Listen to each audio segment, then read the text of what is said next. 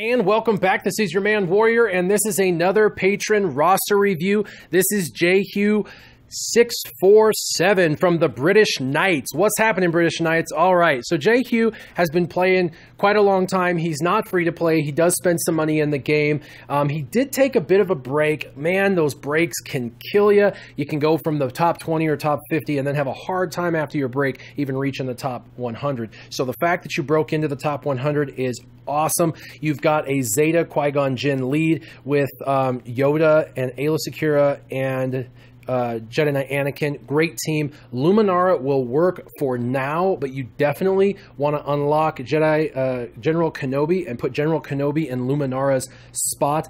That is going to be phenomenal.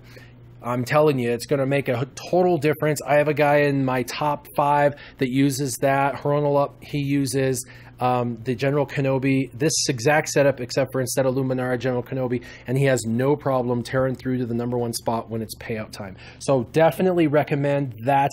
In the meantime, until you get General Kenobi, you can actually do a substitute in this team, taking out Luminara and putting in either Emperor Palpatine, because you can make him fast and he's going to give you stuns and shock and just high damage. He's got really high damage on his basic.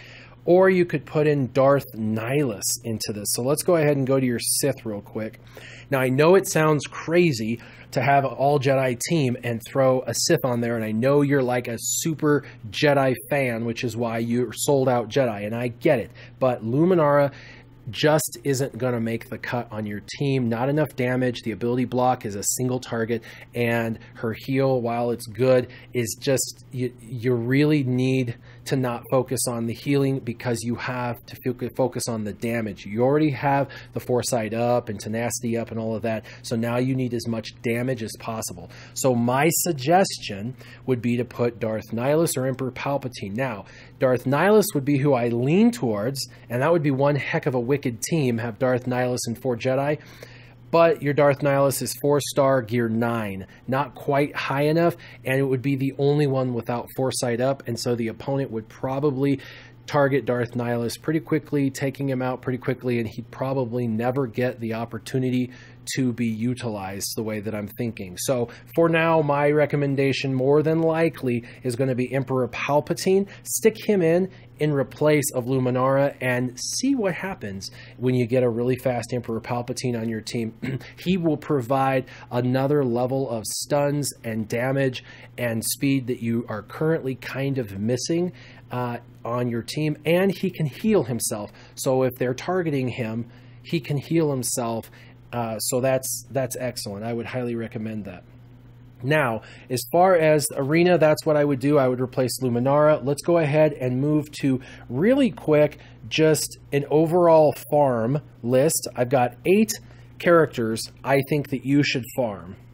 In the top 8, #1 is going to be Rex. I really think you should continue to gear up Rex. He's a phenomenal character. Everybody should have Rex maxed out. He's usable in every area of the game.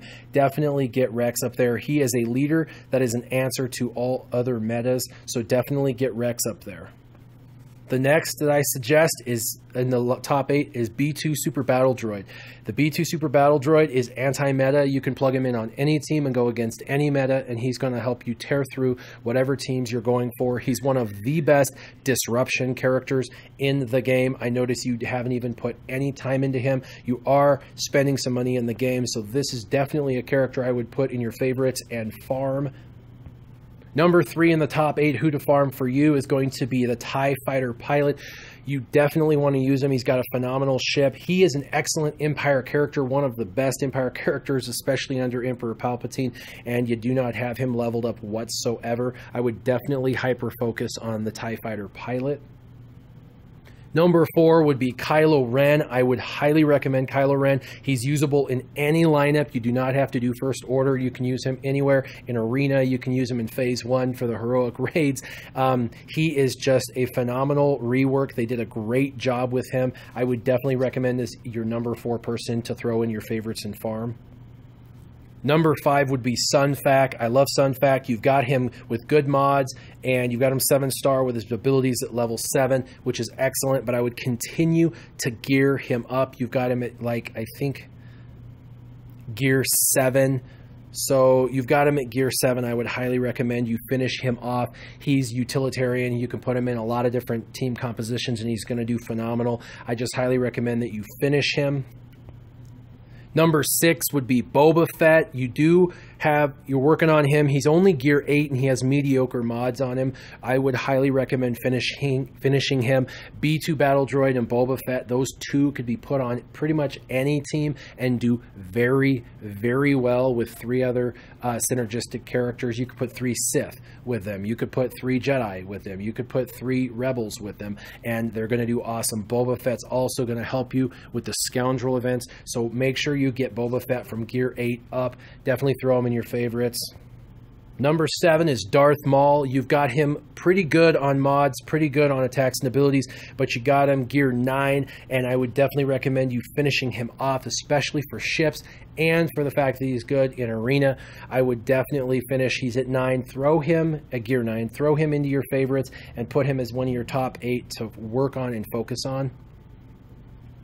And the last of the top 8 that I would have you focus on for gearing and farming and whatnot would be Darth Nihilus. Highly usable at 4-star. You've got his abilities pretty maxed out. His mods are good, but he's at gear 9. Definitely continue to focus on him and get him up from gear 9 to gear 10 and eventually gear 11. So your top 8 are going to be Rex, B2, TIE Fighter Pilot, Kylo Ren, Sunfac, Boba, Darth Maul, and Darth Nihilus. Now let's go ahead and move into ships. So in ships, you're using Endurance. That's a great ship, and you're using a lot of Republic ships, and that is an excellent setup if that's where you're wanting to go with it.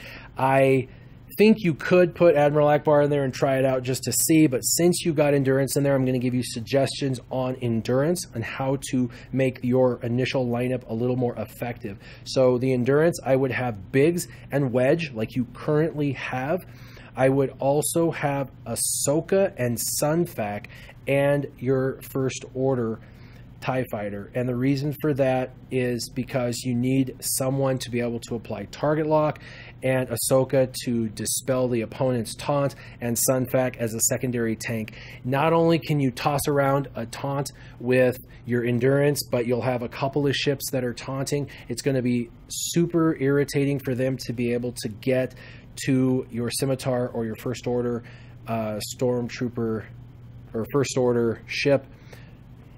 So when we look at your top ships, like I said, when you're running Endurance, I would run the Biggs, Wedge, Sunfac, Ahsoka, and then either your First Order TIE Fighter or Scimitar in the first lineup. Now you have enough tanks and enough taunting around with your Endurance that you could probably get away with having your Scimitar in your initial lineup, but you could put your Scimitar in your first slot of your backup and put the First Order TIE Fighter in your initial 5. So Biggs, Wedge, Sunfac, Ahsoka, First Order TIE Fighter. That way you get some target lockdown, you got a Dispeller, you got a couple tanks, and you got Wedge who's going to be hitting hard. And then in your backup, have either the First Order TIE Fighter or the Scimitar, preferably the Scimitar, so that way you guarantee he gets to use his ability. And then after that, I would actually use Slave 1, which you have down here. Slave 1 to come in to do some additional target lock and AoE,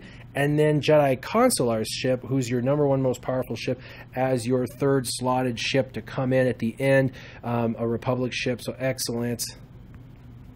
You're going to get the assists, and Jedi Consular hits for a lot, plus you can put protection up. It's a great last ship to come in to try to stave off what little bit of damage they're going to try to apply at the end of your ship's battle. So that's how I would have your ship set up. I would do your Biggs, Wedge, Sunfac, Ahsoka, First Order, and then in the backup do the Scimitar, Slave 1, and Jedi Consular.